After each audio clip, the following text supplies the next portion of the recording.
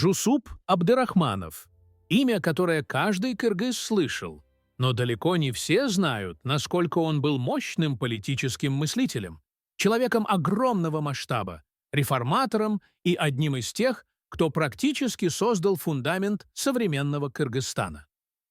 Сегодня 10 фактов, которые удивят, вдохновят и заставят сказать: «О, Кыргыздар вообще молодцы». Факт. Номер 1. Ему доверили государственные дела в 20 лет.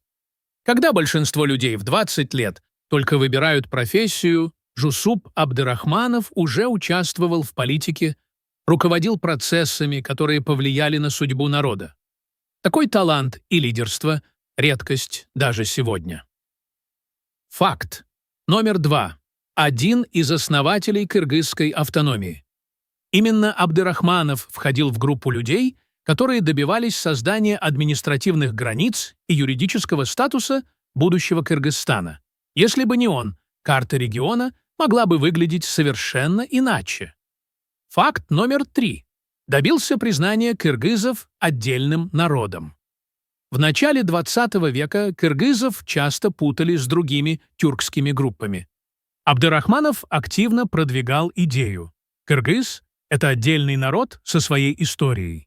И именно благодаря таким людям наша идентичность закрепилась официально. Факт номер 4.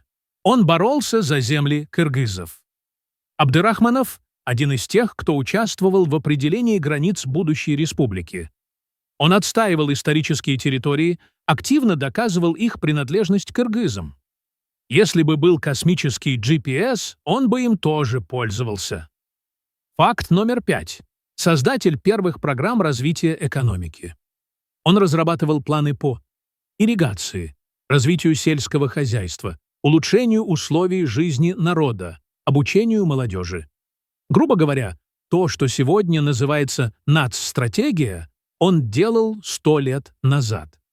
Факт номер 6. Продвигал Казахстан-Кыргызстан дружбу.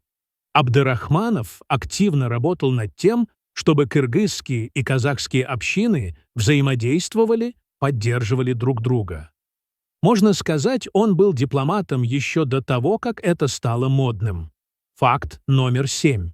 Поддерживал образование и подготовку кадров.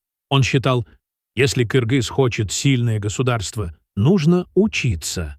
Поэтому продвигал открытие школ, обучение специалистов, развитие интеллигенции. Факт номер 8.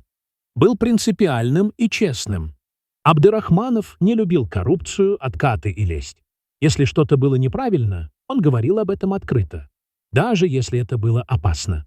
Такие качества редко остаются без последствий, и история это показала. Факт номер 9. Пострадал от политических репрессий.